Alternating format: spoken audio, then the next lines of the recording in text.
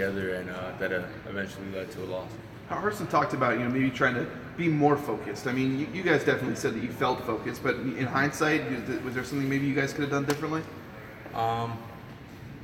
The energy. I mean, I felt that we were focused as well, but we need to dial it up and make sure that we go into this game. Obviously, whatever we felt last game, we need to step it up a notch because it didn't show.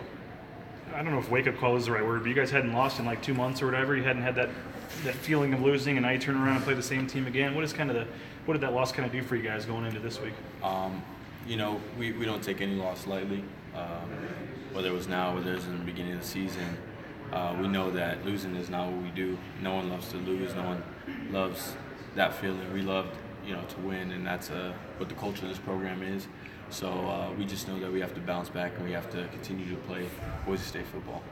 What did stand out then once you got to see Fresno State's defense? They've been maybe the best one in the conference so far. What stood out to you once you got to see them? That's a great team. They were focused, and they obviously drew up a great scheme to try and stop our offense, and offensively they drew up a great scheme to try and score on our defense. And so we just have to come back and know that they're going to do the same thing, draw up a plan to stop us after seeing what we've done, and we're going to do the same thing against them. And it comes down to who, in the end, who really wants it and who executes and who's focused and goes out there and fights for it. Getting to see them live, what does that do for you guys, where it's different than just watching them on tape, to actually see what their defense looks like? Coach Marks told us, it's basically going out there and getting a live scouting report. Now we have experience playing them, and luckily it's not 9 games ago. It was last week, so still fresh in our minds with how they play, what they do, and so that helps us obviously in preparation. Each player takes in what they took in from the game, and they can use that to help them prepare along with the rest of our preparation, so that did help. What's the energy level for you guys within the program on a championship week compared to a normal game week?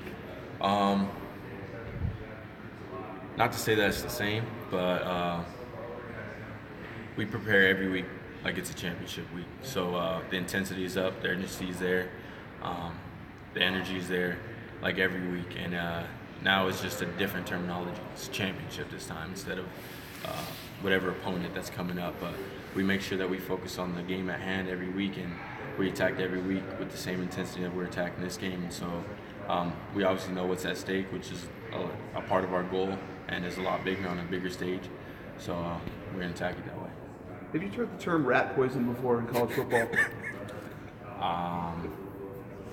I've heard it once before. I don't remember what exactly. So it came from Saban talking about that it's bad for people to hear positive things about themselves or whatever. Yeah. Harsin hasn't mentioned that exact term, but he's talked about it a bit lately and stuff like that about especially when things have been going well. I know you guys talk about blocking out the outside noise when it's negative, but when it's going well, is it harder to do it that way? No, it's the same deal. Either way, we don't like to hear that outside noise to either pump our heads or bring us down, because we know we can only control what's inside of this building, what's inside of our football team and this family. And so, especially I don't have a Twitter for that reason. I don't get on social media, go deep into it because of that, because I know that nobody can determine our future besides us. So whether it's positive or negative, we like to stay away from all that stuff. And I know probably some guys can't help but maybe get into that a little bit. When you do see guys do that, is it obvious? Do you talk to them about it? Or how do you deal with it when maybe some guys are? No, I don't really notice it. There's sometimes guys will be cracking a joke about, like last year we had that play, Archie ended up tackling Brett. It was kind of a joke, the ESPN not so top 10 type deal. But other than that, not really. We all are pretty good at disciplining ourselves and staying away from that and bringing that into our team. I think you only had 3 carries in the first half of that last game. Was it kind of going in, maybe you just kind of knew that was part of the plan, or how did it kind of work out that way? I didn't go into the game knowing that was a part of the plan, but things, they play out how they're going to play out. We're in certain situations, penalty forces us back 5 yards, and now we have to face a 3rd and long instead of a 3rd and short, anything like that. That can change the situation, change whether we run the ball or not. There's RPOs in there that the quarterback makes a decision whether to pass the ball or hand it off. So, I don't expect to not get the ball. I don't expect to get the ball either. I just know that whether I'm getting it, whether I'm not, I have to do my job. We've seen you kind of banged up the last few games. You've obviously had a big workload this year. How are you feeling health-wise coming into this one? I feel a lot better. I ended up making it out of this game without any step backs, which is good. So now I'm just going forward, rehabbing like I have been all year, and just trying to stay healthy throughout the season.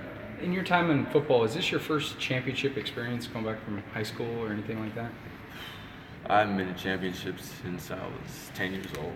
So Yeah, this is, and we lost that one. So I haven't had a championship since I was born. I haven't won a championship. So this is a big game for me, a big game for this team, because it's part of our goal, and we just know that a lot is on the line right now. Who beat you when you were 10?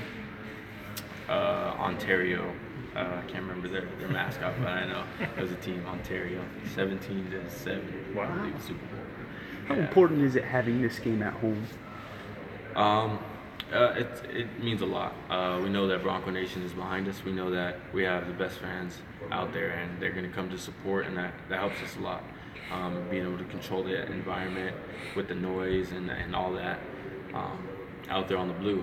We know that we got to protect the blue, which is another thing that's at stake. It's just a lot that plays into it. Just being home, being able to be here in our environment, that does have a role and does help us out. Perfect.